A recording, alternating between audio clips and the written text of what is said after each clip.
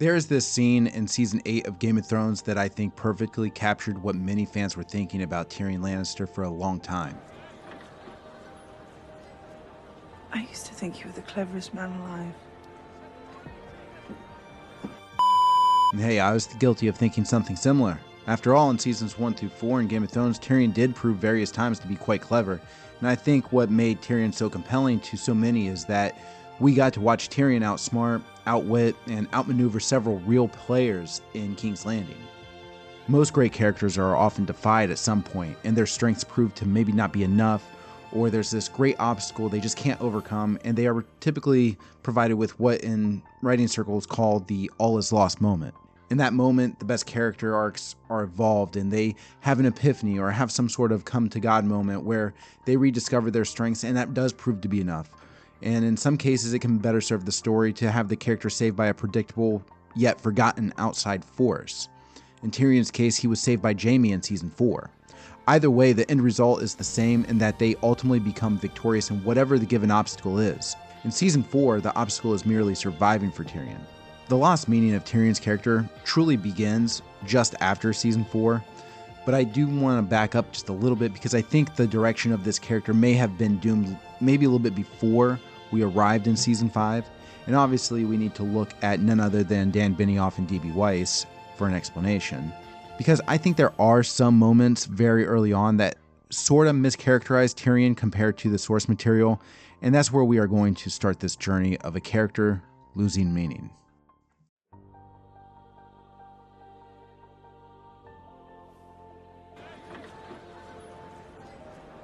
I used to think you were the cleverest man alive. A lot of fans used to think this too if they had only watched the show, and in a way you're right based on the Tyrion perspective given in Game of Thrones, but that's just not true in the books at all, and really it's not true in the show either. In fairness, the show is inconsistent with how they want us to view Tyrion, and while I want to make this analysis without referencing the books, there's just too much that is just kind of left out, it's omitted, that allows the audience to perceive Tyrion as absolutely brilliant most of the time, at least early on. And for one, we get very little insight into Tyrion's past emotional traumas, so having the book to reference, I think is kind of necessary here. And yeah, book fans, trust me, I will talk about the Tysha confession just a little bit, but I think we've gotten to this point where we put a little bit too much weight into that confession from Jaime, because if you think that's the primary thing that causes a problem for Tyrion in the Game of Thrones TV universe, I think we're missing a bigger issue, because from season 1, episode 1, this character has been mischaracterized a little bit. Now, in the books, Tyrion is not the cleverest man alive. He's not outwitting the greatest players in the game. At least not yet. He certainly has clever moments, but nothing to suggest he's going to outwit Littlefinger or Varys, at least not in the bigger picture. And in fact, there's a lot of hints to suggest Tyrion is just being downright manipulated and played by a handful of those characters. One thing that we miss for all of the characters in the show is that we don't get to experience those inner monologues, those inner thoughts and emotions. The most book-like version of Tyrion in the show is when he's drunk and threatens Joffrey, or when he has this outburst in the trial. Save this city and all your worthless lives. You see, here he references the Blackwater battle as if he truly saved King's Landing. But what truly saves King's Landing from Stannis is when Tywin shows up with the aid of the Tyrells, and the Baratheons ultimately retreat. The wildfire was a great spectacle, but it truly just delayed the inevitable defeat. Tyrion had an important role, but in itself, his strategy alone would have lost King's Landing to Stannis. It's like the Battle of the Bastards. Every reasonable person knows that Jon did not win the Battle of the Bastards. Instead, it was the Vale forces that overwhelmed the Boltons. Ironically, characters in the show credit Jon, while characters in the book and show refuse to credit Tyrion for saving King's Landing. We're standing in Winterfell again because of me. You didn't win it back, Jon didn't win it back, he lost the Battle of the Bastards. The Knights of the Vale won the battle and they rode north for me. Sansa really does have some real meta moments where she can speak for the audience, huh? If only this version of Sansa was around to express just how dumb it was to marry Ramsay Bolton in the show, and maybe she could have asked Littlefinger why he'd sacrificed the only known living heir to Winterfell. But I digress, we're off topic, I'm sorry about that. Anyway, the point I'm trying to make about Tyrion is that the show and audiences got so focused on Tyrion being the cleverest man alive that we all kind of lose track of where his vulnerabilities really get him into trouble. And him being a dwarf isn't his greatest vulnerability, it's his total lack of emotional discipline. The Lannisters, they're all trapped under this strange dynamic they all have with Tywin, where Tyrion loves to try to prove to his father how brilliant he is, but he never actually garners Tywin's affection or approval. Now in the book, that becomes much more important than him being clever. It becomes more important than his logic when seeking his claim to Casterly the Rock. And ego almost defines his claims for recognition at all turns, more so than him manipulating the chessboard for him to work his way into that position. Contrastly, if you look at Littlefinger, he is always proving himself inexpendable and an asset, where Tyrion constantly confirms the biases against him by drinking heavily, bringing a prostitute to court, and always coming across as confrontational and spiteful. There will be if I command it. Then you'll be fucking your own bride with a wooden cock. Cleverness is just not the first thing to define Tyrion, but it is very important to his character. Unfortunately, the story Game of Thrones is telling about Tyrion really puts a lot of emphasis on his brilliance early on in the earlier seasons, and it doesn't seem like it can decide whether he's smart or not in the second half of the show, where season 5 through 8, you just see him constantly make all of these mistakes. He still views himself as incredibly clever. A lot of people view him as clever, but he just doesn't do anything clever after season 4. But he was never intended to be the cleverest man alive in the books. D&D seemed to work to prove that time and time again, as every political move Tyrion makes after season 4, he seems to get wrong. And he gets a lot of stuff wrong earlier than that too. They just don't focus on that, at least not from the audience's perspective. Now, at first in season 5, I thought they really were going to focus on Tyrion's internal conflict and the many emotions he needed to work through, not only after killing Tywin, but of course killing Shay. You could argue that had an even worse impact on Tyrion based on the show's characterization of their relationship. Now it doesn't, and there's really not a great explanation as to of why this part is kind of left out, and it kind of goes back to something maybe I've been avoiding talking about so far. So let's just go ahead and address the elephant in the room for book fans, and I'll do my best to bring show-only fans up to speed so you don't feel like you're out of the loop.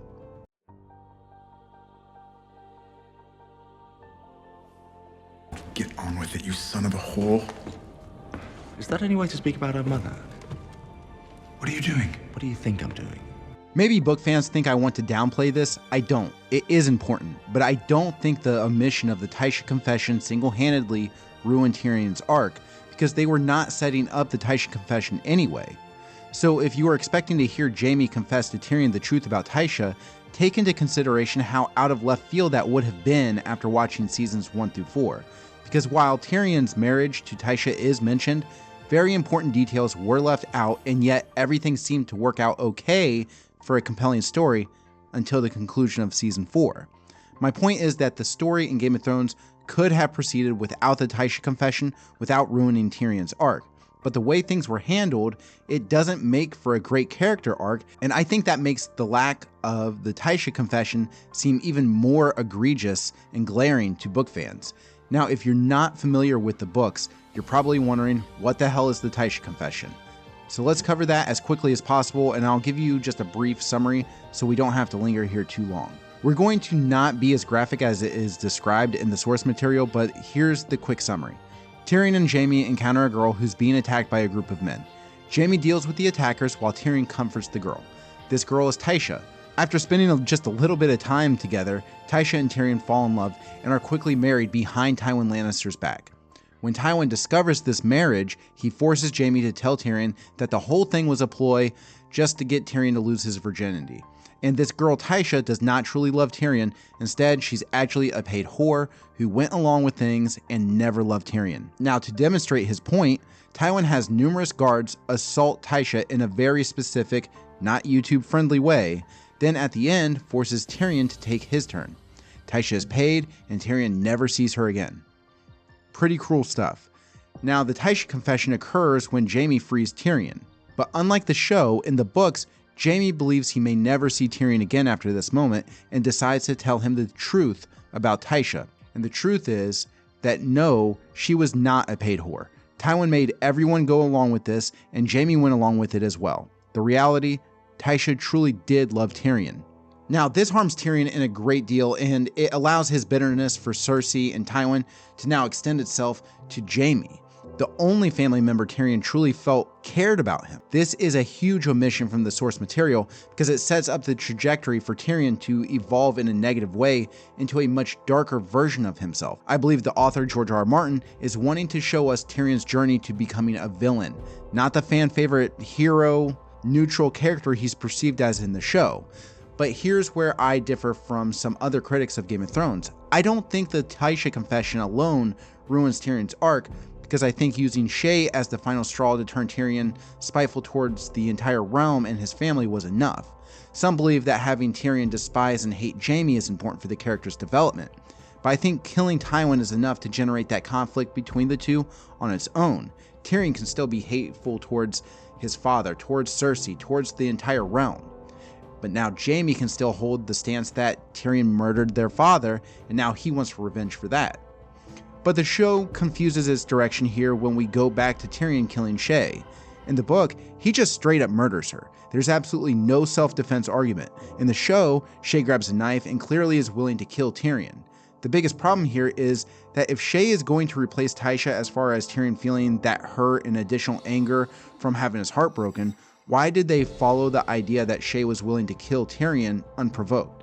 This whole part of season 4 gets really messy, and it's almost confusing to just describe, and I feel like fans in the moment just kind of rolled with it, but it is very convoluted here. This is where book fans feel that the Tysha confession would have fixed everything, but in the show, it really would have come out of left field. In the books, Tyrion's inner monologues make it clear how important Tysha was to him and how he viewed himself as unlovable. The truth is that Tysha did love him, and this is a glimmer of hope for Tyrion moving forward, but he's also moving forward with a ton of hatred for his family and all of Westeros. The problem with the show is that Tyrion moves forward with neither the hope of love with Tysha, nor does he carry with him this unwavering hatred for Cersei and Jaime, as well as the entire realm. That all kind of evaporates. Could Tyrion's spiral towards villainy still be accomplished without the Tysha confession? Absolutely. Did the show try to replace Tysha with the conflicted emotions towards Shay? No, not really. Shay is actually never a point of emphasis for Tyrion after season 4. What moved Tyrion forward in the books is a few things: hatred, heartbreak, but also the potential love for Tysha and finding her. He's heartbroken by Jaime's confession, but at the same time, this confession gives him hope. So now he's balancing between hope and hatred, and it's very compelling. But what Tyrion truly leans into is hatred and nihilism, two solid ingredients for developing him into a villain. Without any of this, and Tyrion being unaffected by Shay's betrayal, this character is reduced into something else entirely.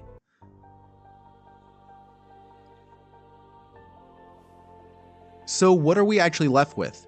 Temporarily in the beginning of season 5, Tyrion seems doomed to drinking himself to death, until the prospect of following Varys to seek out Daenerys Targaryen is presented.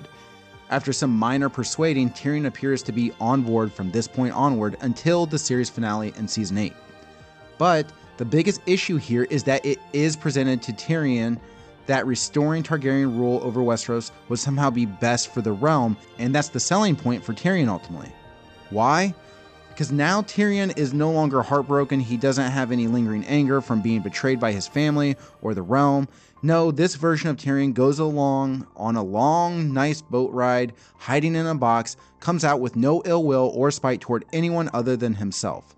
While yes, this is different, much different from book Tyrion, it isn't that subplots are changed from the book that ruined Tyrion's arc. You could still probably do a heroic arc if you really wanted to, but this concept would need so much more effort than what we actually got. After everything that happened in season 4, why would Tyrion care about anything working out in the best interest of Westeros? Why would he want Daenerys to be the heroine that overthrows what is perceived as Lannister tyranny?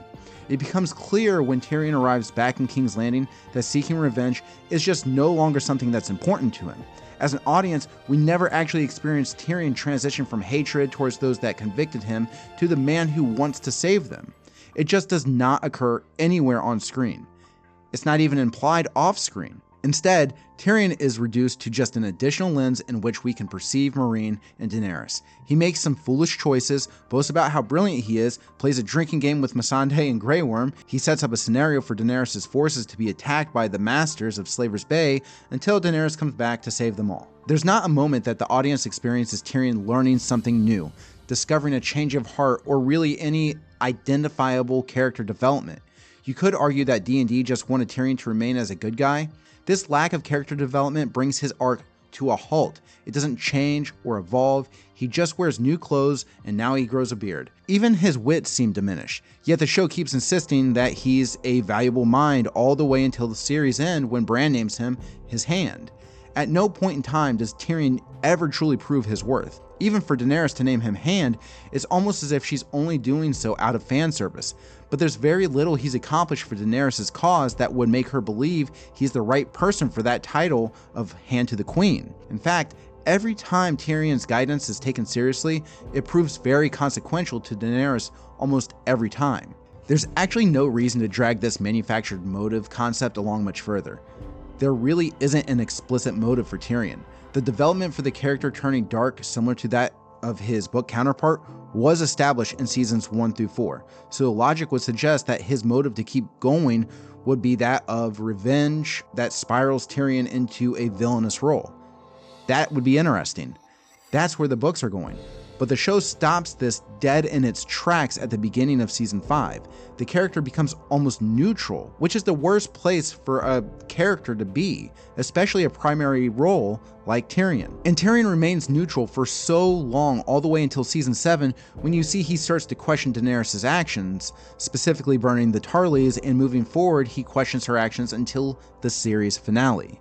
So yeah, it seems Daenerys has become a dark force and Tyrion's moral compass is opposed. And the only reason I can think of as to why fans didn't question this more is because the trajectory of Tyrion becoming a villain or seeking revenge is dropped completely. Listen to this from season 4. I wish I had enough poison for the whole pack of you. I would gladly give my life to watch you all swallow it. I'm not saying Tyrion can't come back from saying something like that and still become a hero or a good guy, but the show offers us no moment or event that changes any of this for Tyrion. You never experience him changing his mind or his feelings changing. None of that. Was this something he just said in the heat of the moment and didn't mean it? Or is this just an example of a forgotten character arc? If there's one point that I want to make, the issue is not that Game of Thrones strayed away from the books too much. Of course, as a fan of the source material, I think they should have stayed closer to George R.R. Martin's original vision. But the real problem is that they were lazy and ultimately unsuccessful in executing a believable alternative to the source material. And this is an issue for almost every character, and you can tell me in the comment section a character that you think is an exception, but other than Brienne, most of the character arcs were either broken, incomplete, or just simply not earned. In the case of Tyrion, omitting Tysha doesn't exactly ruin his arc, but because D&D refused to continue the trajectory of his arc in a compelling alternative, of course book fans are going to point to that as the biggest problem for the character. My belief, as many fans of the book believe, Tyrion was intended to be a villain of sorts, a complex and morally gray character that may redeem himself or maybe he doesn't. But this neutral path he took to becoming whatever you want to categorize him as in the end is a totally manufactured idea, but actually a non-existent motive. And without that motive, along with inconsistent characterization, we spent seasons 5 through 8 as a witness to the character Tyrion Lannister losing meaning.